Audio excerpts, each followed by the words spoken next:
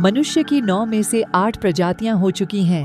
विलुप्त की टाइमिंग बताती है कि उनका गायब होना एक नई प्रजाति के उदय का नतीजा हो सकती है। यह प्रजाति थी होमो सेपियंस। दोस्तों, आज आपके विभिन्न खोज अनुसंधान अध्ययन करके आया हूँ। आज का मनुष्य का पूर्वज के बारे में जो आज तक को ही नहीं बताया, ये बात वीडियो अंतिम तक देखिएगा। 3 लाख साल पहले धरती पर मनुष्यों की 9 प्रजातियों का प्रादुर्भाव हुआ। वर्तमान में केवल एक प्रजाति ही बची है। इनकी एक प्रजाति थी होमो निएंडरथालेंसिस, जिसे निएंडरथल्स के नाम से जाना जाता था। ये नाटे शिकारी थे और यूरोप के ठंडे मैदानों में रहने के अभ्यस्त थे। इसी तरह डेनिसोवंस प्रजाति एशिया में रहती थी, जबकि आदिम प्रजाति होमो इरेक्टस इंडोनेशिया और होमो रोडेसियंसिस मध्य अफ्रीका में पाई जाती थी। इनके समानांतर कम ऊंचाई और छोटे मस्तिष्क वाली मनुष्यों की अन्य प्रजातियां भी थीं। दक्षिण अफ्रीका में होमो नलेदी, फिलीपींस में होमो लुजुनेंसिस, इंडोनेशिया में होमो फ्लोरेसियंसिस, होबिट्स और चीन में रहस्यमय रेड डियर, केव प्रजाति के मानव होते थे। जिस तरह से हमें बहुत जल्दी नई नई प्रजातियों का पता चल रहा है, उसे देखते हुए कहा जा सकता है कि अभी और प्रजातियों की जानकारी सामने आएगी। उपरोक्त प्रजातियां करीब 10,000 साल पहले खत्म हो गईं। इन प्रजातियों की विलुप्ति को मास एक्सटिंक्शन यानी व्यापक विलुप्ति के रूप में देखा जा रहा है। क्या ये विलुप्ति प्राकृतिक कारकों जैसे ज्वालामुखी फटने, जलवायु परिवर्तन या एस्टेरॉयड प्रभाव का नतीजा थी? यह कहना मुश्किल है, क्योंकि अब तक इसके प्रमाण नहीं मिले हैं। मनुष्यों की विलुप्ति की टाइमिंग बताती है कि उनका गायब होना एक नई प्रजाति के उदय का नतीजा हो सकती है। यह प्रजाति 2,60,000 और 3,50,000 साल पहले दक्षिणी अफ्रीका में पनपी और इसका नाम था होमो सेपियंस।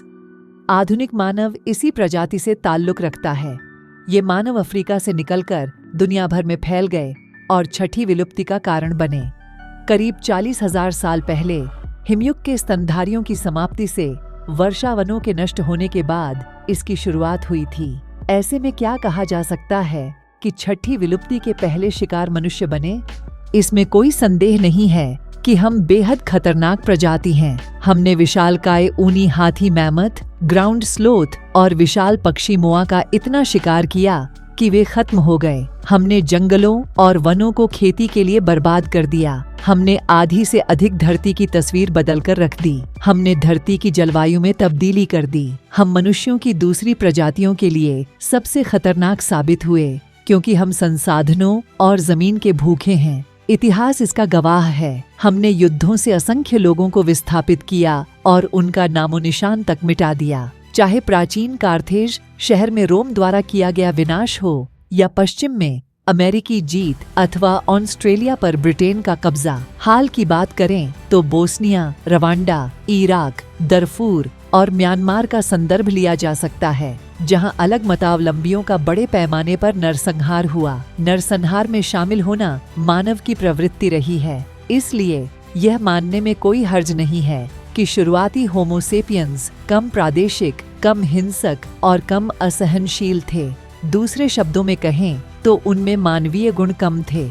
बहुत से आशावादियों ने शुरुआती शिकारियों और संग्रहकर्ताओं को शांति चाहने वाले व सभ्य समाज के रूप में चित्रित किया है। उनकी दलील है कि प्रकृति के बजाय हमारी संस्कृति हिंसा के लिए जिम्मेदार है। लेकिन फील्ड अध्ययन, ऐतिहासिक घटनाक्रम और पुरातत्व विज्ञान बताता है कि शुरुआती सभ्यताओं में होने वाले युद्ध भीषण, व्यापक और खतरनाक होते थे। गुरिल्ला युद्ध में नवपाषाण, न्यूलिथिक के औजार जैसे डंडे, बर्छी, कुल्हाड़ी, धनुष आदि बड़े विनाशक साबित होते थे। इन समाजों में पुरुषों की मौत का मुख्य कारण ऐसे हिंसक संघर्ष थे। ऐसी हिंसाओं में प्रथम और दूसरे विश्व युद्ध से अधिक मौतें हुई हैं। प्राचीन हड्डियां और कलाकृतियां बताती हैं कि ऐसी हिंसा प्राचीन काल से हो रही है। केनेविक मैन नामक किताब में उत्तरी अमेरिका के केनेविक शहर में मिले एक ऐसे कंकाल का अध्ययन किया गया है जिसके कूल्हे में भाले का अगला हिस्सा टूटा मिला है। यह कंकाल करीब 9,000 साल पुराना है। केन्या का 10,000 साल पुराना एक ऐतिहासिक स्थल नटारुक कम से कम 27 महिलाओं, पुरुषों और बच्चों की निर्मम हत्या की गवाही देता है। अतः यह मानना संभव नहीं है कि मनुष्यों की दूसरी प्रजातियां शांतिप्रिय थीं। पुरुषों की संयुक्त रूप से होने वाली हिंसा बताती है कि युद्ध के साथ मनुष्यों का विकास हुआ है। निएंडरथल के कंकाल युद्ध कौशल दर्शाते हैं, यानी उनके शरीर की बनावट युद्ध में शामिल होने की प्रवृत्ति को इंगित करती है। बाद में परिष्कृत हथियारों ने होमो सेपियंस को सैन्य लाभ दिया। शुरुआती होमो सेपियंस के हथियारों में जावलिन, भाले, तीर व डंडे शामिल थे। उन्नत हथियारों ने बड़ी संख्या में जानवरों का शिकार करने और पौधों को काटने में मदद पहुंचाई। इससे बड़ी संख्या में लोगों को भोजन उपलब्ध हो सका और हमारी प्रजाति को अपनी संख्या बढ़ाने में रणनीतिक मदद मिली। श्रेष्ठ हथियार, गुफाओं में बनी चित्रकारी, नक्काशियां और संगीत के यंत्र एक बेहद खतरनाक संकेत देते हैं। वह संकेत है अपने विचारों को व्यक्त करने और संचार की बेहतर क्षमता। सहयोग करना, योजना बनाना या रणनीति बनाना, चालाकी और धोखा देना हमारे उत्तम हथियार बन गए। जीवाश्म रिकॉर्ड अधूरे होने की वजह से इन विचारों को ठीक से नहीं परखा जा सका है, लेकिन यूरोप एक ऐसा स्थान है जहां तुलनात्मक रूप से पूर्ण पुरातात्विक रिकॉर्ड उपलब्ध हैं। यहाँ के जीवाश्म रिकॉर्ड बताते हैं कि हमारे आने के कुछ हजार सालों में ही निएंडरथल्स विलुप्त हो गए। यूरेशियन लोगों में निएंडरथल्स के डीएनए के कुछ अंश मिले हैं जो बताते हैं कि उनकी विलुप्ति के बाद हमने केवल उनका स्थान ही नहीं लिया, बल्कि हम मिले और हमारा मिलन होता गया। यानी हम अपनी संख्या दिन दूनी रात चौगुनी की रफ्तार से बढ़ाते गए। अन्य कुछ डीएनए भी आदिम प्रजातियों से हुए हमारे संपर्क पर रोशनी डालते हैं। पूर्वी एशियाई, पोलिनेशियन और ऑस्ट्रेलियाई समूहों के डीएनए डेनिसोवंस के मेल खाते हैं। बहुत से एशियाई लोगों में होमो इरेक्टस प्रजाति के डीएनए मिले हैं। अफ्रीकी जीनोम अन्य आदिम प्रजातियों के डीएनए पर रोशनी डालते हैं। ये तथ्य साबित करते हैं कि दूसरी प्रजातियां हमसे संपर्क में आने के बाद ही खत्म हुईं। ऐसे में सवाल उठता है कि हमारे पूर्वजों ने अपने रिश्तेदारों को खत्म क्यों किया और मास एक्सटिंक्शन का कारण क्यों बने? क्या यह व्यापक नरसंहार था? इस प्रश्न का उत्तर जनसंख्या की वृद्धि में निहित है। मनुष्य बहुत तेजी से अपनी संख्या बढ़ाते हैं। अगर हम प्रजनन पर लगाम न लगाएं, तो हर 25 साल में अपनी संख्या दोगुनी कर लेते हैं। ऐसे में अगर हम सामूहिक शिकार करने लग जाएं, तो हमसे हिंसक और खतरनाक कोई नहीं हो सकता।